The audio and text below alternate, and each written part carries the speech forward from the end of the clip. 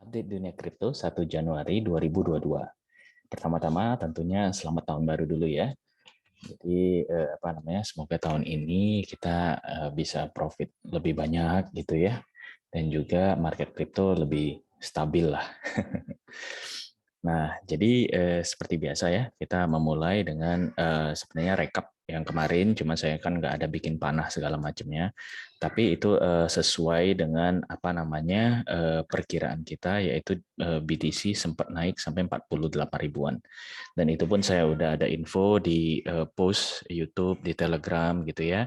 Congrats yang sudah share. Nah, kalau misalnya apa namanya di VIP saya juga sudah ada kasih TP-nya gimana gitu, silakan diatur aja. Nah, tapi memang setelahnya itu ya, setelah paginya itu dropnya gila-gilaan. Nah, tapi ya yang penting memang kita makanya kalau dari saya nggak bisa kita memastikan seberapa apa namanya analisa kita seakurat mana dengan time frame yang lebih panjang, karena itu lebih menurut saya lebih risky gitu ya. Jadi kalau time frame lebih pendek itu lebih enak kita menganalisanya sebenarnya. Tapi itu preferensi saya aja karena saya trader jangka pendek gitu ya. Oke, berarti masih sesuai. Nah, sekarang kita coba biasa screening dari berita seperti apa. Nah, yang pertama kalau kita lihat dari CoinDesk itu ada berita mengenai Grayscale yang asetnya itu turun berapa belas miliar dolar gitu ya. Ya nggak lain nggak bukan karena harga BTC, ETH segala macam itu turun lagi koreksi gitu kan. Jadi ya wajar memang dia apa namanya dibandingkan dari November kemarin itu asetnya turun cukup jauh. Tapi apakah panik? Ya enggak juga, karena mereka kan memang sudah tahu volatilitas kripto itu seperti apa. Terus ada berita mengenai Binance yang masih berbicara dengan Ontario apa namanya SEC-nya ya gitu ya. Jadi karena kemarin ada bilang A, terus SEC Ontario bilang B gitu. Jadi ada simpang siur berita. Ya, kita lihat nanti kepastiannya seperti apa ya. Nah, ada Shiba Inu. Terus, nah ini juga menarik. Sepertinya CZ ini apa namanya sudah banyak mungkin dilihat oleh regulasi. Jadi dia selalu sekarang bilang tentang centralized system yang digabung dengan decentralized. Memang apa nggak bisa dipungkiri juga bahwa kita apa di dunia kripto ini nggak bisa fully decentralized karena ya kita masih tinggal di satu negara, mengikuti satu pemerintahan dan lain-lain gitu ya. Jadi kita harus follow the rules gitu. Jadi wajar lah. Nah, ini ada juga berita tentang Korea yang mau memajaki warisan atau yang kripto yang diberikan gitu nantinya ya. Oke, mungkin dari CoinDesk seperti itu. Kita lihat first mover juga menarik. Sorry ini karena biasalah habis apa namanya tahun baruan ya suara, jadi ini batuk terus.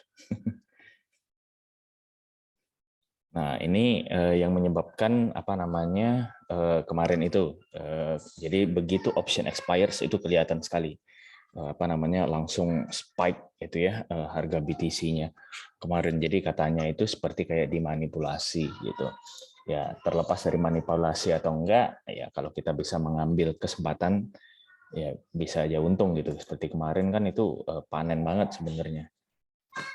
Nah, terus ada juga dari apa namanya ini dari Cointelegraph ya. Ini mereka bilang bahwa ya, holdersnya itu atau OGs gitu ya, orang lama gitu, itu mereka masih megang gitu. The true OGs are holding, masih holding gitu ya, walaupun turun naik seperti apa, karena bisa kelihatan apa namanya kenaikannya itu terus. Ini apa namanya kalau dibandingkan dengan LTH cost basis, berarti harga dasar mereka itu sebenarnya 17 ribuan untuk BTC ya, wajar lah kalau kita misalnya secara logis ya mereka megang ya oke. Nah tapi apa namanya seperti misalnya contoh Michael Saylor itu kan dia kan baru ya hitungannya gitu ya. Dia punya basis pun sudah 30 ribuan. Nah kalau kita bandingkan dengan Januari kemarin dia itu hitungannya berarti rugi kalau misalnya ke 20 ribuan gitu. Jadi ekspektasinya berarti cukup tinggi ya untuk BTC nantinya. Nah, ini melihat lebih ke arah bullish lah ini ya. Nah, kalau kita lihat fear and greed hari ini itu extreme fear balik lagi 7 poin turunnya. Terus apa namanya which is not good ya tentu. Ya, tapi ya begitulah. Kripto kan memang volatilitasnya udah kita tahu. Nah, secara on-chain juga masih ini ya bearish. Kalau dari exchange reserve, nah ini yang lebih menarik, apa namanya lebih menarik kita lihat dari funding rate, terus juga open interest gitu ya. Nah ini cenderung flat. Kemarin sempat apa namanya kita di sini waktu naik itu saya bilang kan memang ada kenaikan, jadi memang melanjutkan kenaikan. Nah ini sepertinya memang ada juga kenaikan lagi karena kita drop cukup lumayan ya kemarin 45 ribuan. Kembali lagi support 46 sejauh ini kuat sejauh ini. Nah ini juga funding rate juga semakin naik.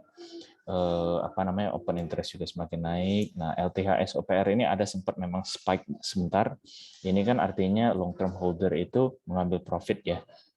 Ini pun saya ada info juga sounding di VIP gitu karena memang tiba-tiba spike kita dapat alert gitu kan ya. Nah, jadi hati-hati apakah mereka sudah TP atau enggak ya ini kan cuma rasio ya. Jadi bisa jadi mereka belum TP, bisa jadi mereka sudah TP ya. Cuma kita intinya tetap waspada aja. Nah, kalau untuk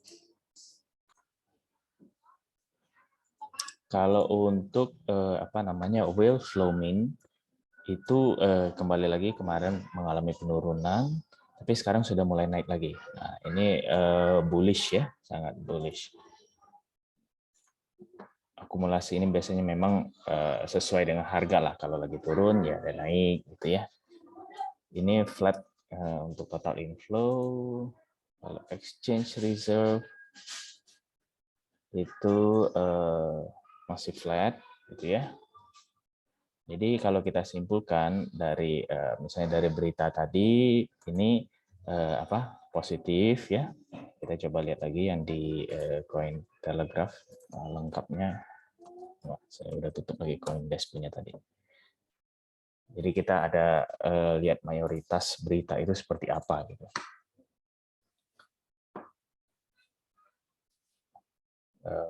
Oke, Metaverse Shanghai gitu ya. Kalau ini saya lihatnya nggak begitu apa namanya,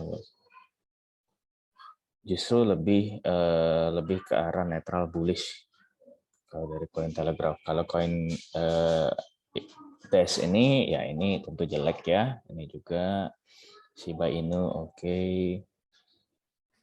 Centralized Korea Tech. Nah, kalau ini netral ke bullish. Jadi kita bisa bilang lebih ke arah netral kalau dari segi berita ya.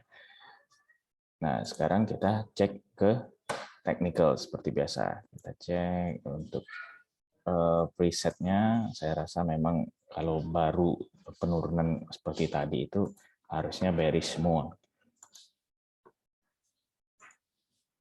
Dan memang benar ya, bearish semua dari beberapa time frame sejauh ini. Terus kalau dari fear and greed tadi itu juga bearish, ini bearish. Dari sini flat. Ini saya simpulkan dulu ya. Nah mungkin kalau teman-teman sering apa lihat update saya itu mungkin tahu cara pola pikir saya itu seperti apa jadinya. Ini bullish, ini bullish. Oke, jadi mix kalau dari segi data ini ya. Nah, kemungkinan kalau menurut saya untuk sekarang itu polanya akan karena memang lebih ke arah bearish. Jadi ini kan sudah memang di resisten ini. Jadi kemungkinan akan turun dulu, ya, turun. Nah, Saya rasa ini paling jauh lah ya, sejauh ini sudah cukup bagus. Nah, baru naik lagi. Tapi sepertinya nggak terlalu tinggi mungkin di sini. Jadi lebih ke sideways sih. Ya, karena apa namanya, ini juga weekend, jadi volume juga nggak begitu besar saya rasa ya sejauh ini. Nah, Senin mungkin itu kita lihat lagi trennya seperti apa. Jadi begini, kalau dominasi kita coba cek. Dominasi ini apa namanya, ya ini masih ada yang dari jadi benar turun ya. Ini sudah oke, sudah berada di support. Menurut saya sih juga nggak begitu banyak perubahan sih. Jadi dari sini dia akan coba ke apa namanya, menembus resisten Bollinger Tengah gitu ya, mungkin sini. Tapi saya lebih ke arah bearish. Nah, seperti ini ya. Nah, mungkin untuk sejauh ini seperti itu dulu ya. Jangan lupa seperti biasa memang stay safe di market dan jangan lupa untuk like dan subscribe ya di channel kita supaya tentu di tahun ini saya akan lebih coba untuk konsisten dan mungkin akan lebih banyak memprovide atau menyediakan data-data yang lebih menarik gitu ya supaya teman-teman bisa mendapatkan lebih banyak manfaat. Oke, terima kasih.